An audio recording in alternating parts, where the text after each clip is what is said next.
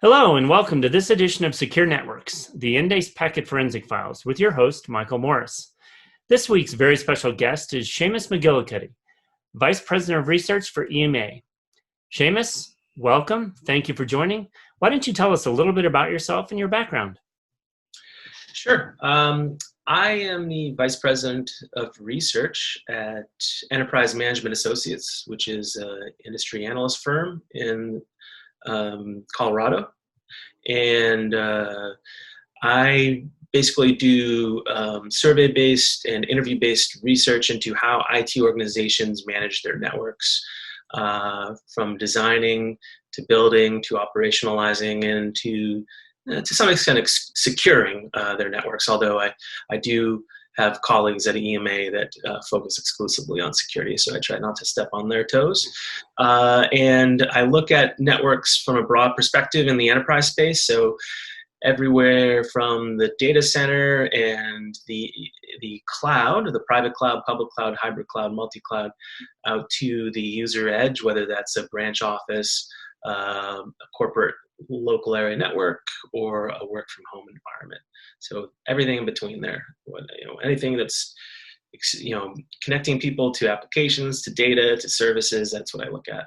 All things network. Well, this makes you a perfect guest for us to get some insight from you.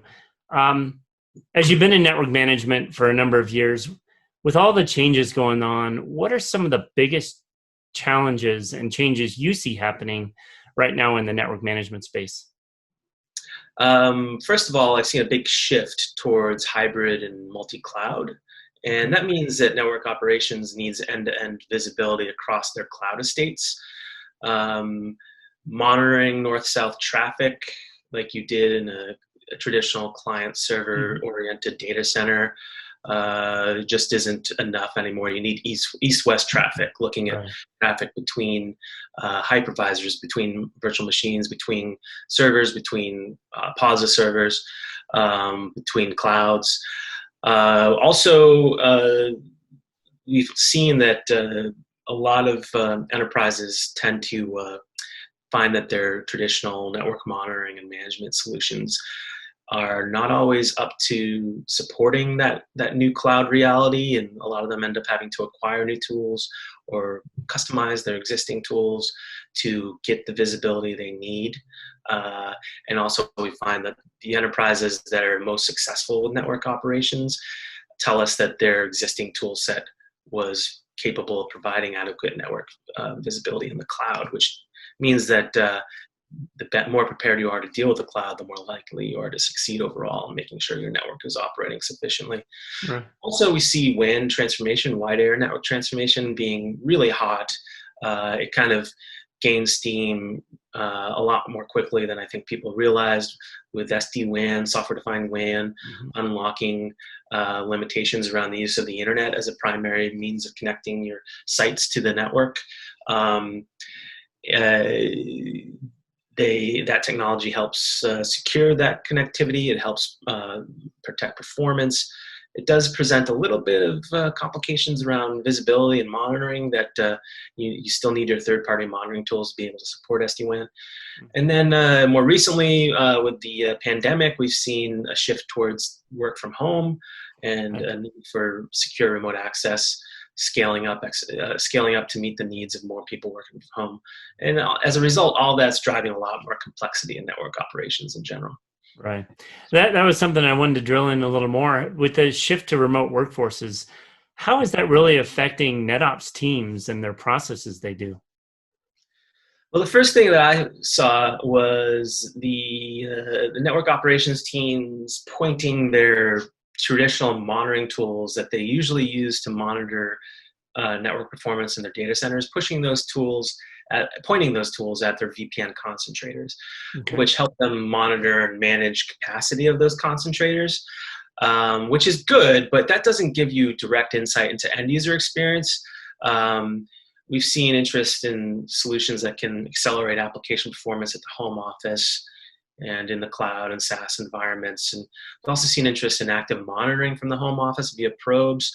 We've seen some SD-WAN vendors develop software-based capabilities where you can deploy software-based SD-WAN gateways that have a little bit of visibility capability in them to give you that visibility into the end user.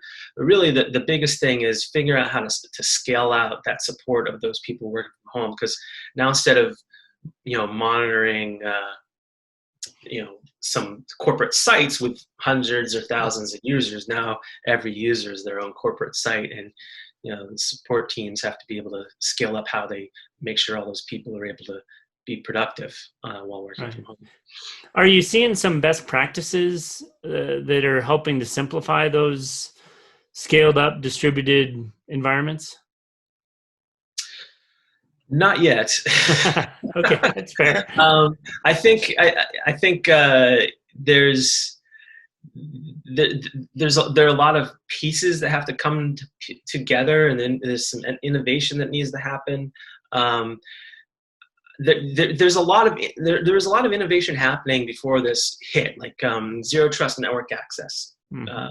Zero trust secure remote access, the development of software-defined perimeters and things like that would enable a more centralized and automated approach to managing remote network access. And those solutions might have some integrated monitoring capabilities that would give insight not just into security, but also into end-user experience. And our research shows that there is some focus on, as we're providing remote access to all these remote users, all these home office people.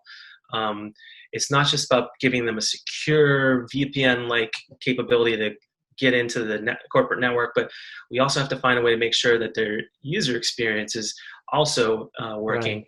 And that's going to require a lot of things like integrated monitoring capabilities, integration of remote access and stuff with like IT service management and help desk platforms, so that when people file a ticket, there's a more automated and systemic way to respond to that ticket and figure out what the problem is without having to do a lot of hunting and gathering of information. Right. No, one of the things we've seen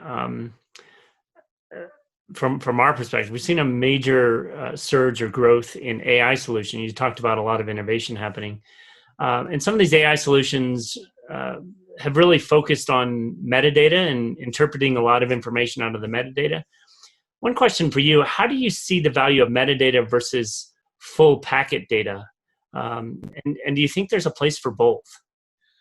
There's absolutely a place for both full packet data and the metadata that you derive from them. And there's a whole industry of enterprise, network performance management and security monitoring vendors in general who their whole business is converting packets into metadata for quick analysis and storing of that metadata for back in time analysis.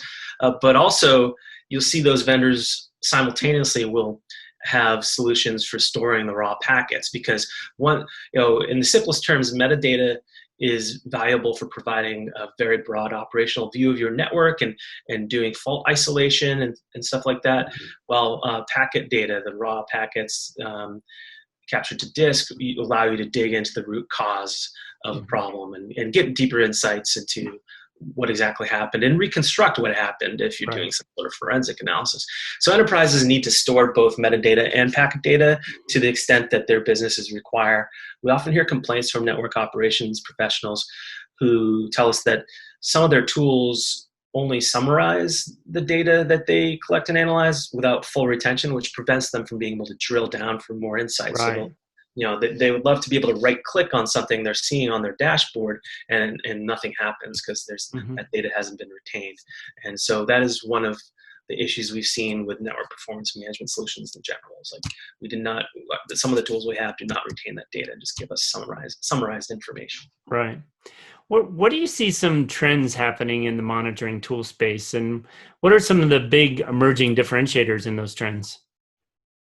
Openness of platforms is essential. Network teams need to be able to integrate their tool stacks with a wide variety of systems. IT service management, which I mentioned earlier, and automation and orchestration solutions are often are integrated with monitoring solutions. and there's also security operations, network operations teams and security teams are collaborating more and more each year in our research, and so they need to integrate data sources and tool stacks to enable a shared view of the world, and also collaborative workflows. Scalability of monitoring tools is also a priority for larger enterprises, especially as they move into the cloud, because they need to be able to scale into the hyperscale possibilities of the cloud. DevOps teams just keep adding more and more workloads to their cloud estate, and the tools need to be able to monitor more and more stats and collect more and more data and store more and more data. And extensibility, the ability to collect different kinds of data from different places. As companies expand their use of the cloud, for instance, they need to combine analysis of their network data with whatever data they're able to pull out of the cloud. So be able to extend tools to correlate insights across those different data sources would be really important. Right. Some of those things you just mentioned actually probably lends to my next question, but when you're talking to clients, what are some things you recommend they need or they specifically look for when purchasing network monitoring and network security solutions? Well, you don't want to disrupt the tools and processes that you already have in place. So when you purchase a new monitoring solution, make sure it can integrate with many of the other tools that you already have. Also, these tools should be relatively easy to use, so they fit into existing workflows and are, don't require a lot of training to get up and running. So it's especially because, as much as possible, you want these tools to be usable by a wide variety of people, not just your tier 3 network engineers who are the ones who do all the technical wizardry, but the tier 1 technicians and admins who have less skills. They need to be able to get inside out of the tools as well. So make sure that that's a possibility. So I'd say keep those things in mind. Right. You mentioned a little bit of a comment of more collaboration between NetOps and SecOps. Like you, I've been in the network management space for a long time, and I've historically seen a constant battle between the DevOps teams and the NetOps teams. And the big question, is it the app or is it the network that's where the performance issue or the outage is occurring? Are you still seeing this as much? And are they doing more between NetOps and DevOps to better collaborate and leverage tools and data?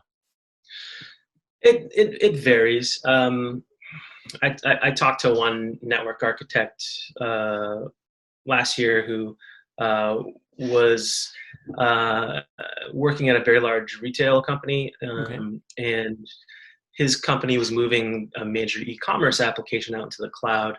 And so he was told that the DevOps team was going to absorb the network team and be like a unified group, right? And then he was brought in to consult with DevOps on specifying the architecture for the public cloud environment of the e-commerce application. Naturally, that involved him, educating them on how to put in controls for PCI compliance. But then he was not absorbed in the DevOps team, and much of his network architecture team was laid off as the amount of network infrastructure on-prem was reduced. And he and the remains of his team are retasked to focus on a software-defined WAN transformation. And then as he was involved in that, the DevOps team came to him and said that they had a major PCI compliance issue. Could you come take a look in the cloud? And he did. And he found that all the things that he had recommended to them to establish PCI compliance in the infrastructure as a service environment had been ignored. And they basically had to start from scratch. So there's still this disconnect, right? So on the operations side, all these teams are likely to have tools that use similar, if not the same data, packets, metadata, logs, being a few, flow logs from your cloud environment, application performance management, network performance management, security monitoring, and analysis tools all consume similar data and analyze the same data. Having a unified data source can really help in terms of total cost of ownership, instrumentation complexity, the cost of data collection. But it also can help with collaboration. If you have one place where all the data is and all the tools are going there to pull that data, you're necessarily going to have to work together to make sure you're all protecting that data quality, making sure it's collecting the data from the right places. You might have a gatekeeper, but you're going to have like processes in place there. And from there, you can build a foundation for cooperation elsewhere. If you have, and if all the tools are looking at the same data set, they're going to agree on reality, which means they're going to have fewer conflicts. So that means having like a really good packet capture solution to support that. A company like Endace, for instance, can support that with the very carrier grade solutions they offer around packet capture appliances and arrays. Yeah. No, definitely. The integration and leveraging of common data is key. I keep hearing that more and more. So, Shamus, looking out, what's the one thing you recommend for our listeners to really think about or pay attention to over the next 6 to 18 months, as the ever-shifting battle for network security and network performance continues to evolve? Well, the one thing I see is you're not going to see all these people go back to the office. So really, if you're sort of trying to just get by with the new reality of all these people working from home, you need to operationalize for real and figure out how everyone can work together to secure and connect people from wherever they are. Because our research is showing that while some people are going to go back to the office, the population of people working from home is going to remain larger than it was a year ago forever. On the other hand, on the other side of things, like from the perspective of your silos and the people in the IT organization, establish formal partnerships between the groups that need to access the data that is analyzed to understand security, performance, application health and performance, network health and performance. Set up those formal best practices and processes for working with a solution like Endace and the tools that are connecting to Endace to pull the data they need, to make sure that everyone to make sure that you have good data quality, no data conflicts, a comprehensive view of whatever environment you're trying to look at, and so that the tools that you're using are going to successfully tell the truth about what's happening in your environment across those different silos that are trying to work together to manage through this current crisis. Yeah. Shamus, thank you for joining. Thank you for sharing your tremendous insights and how to better manage networks. We'd ask our listeners to tune in next time for another edition of the Endace Packet Forensic Files. For more information about Endace's network packet capture platform and our integrations with our Fusion technology partners, please go to endace.com. Shamus, again, thanks for joining. Thanks, Michael.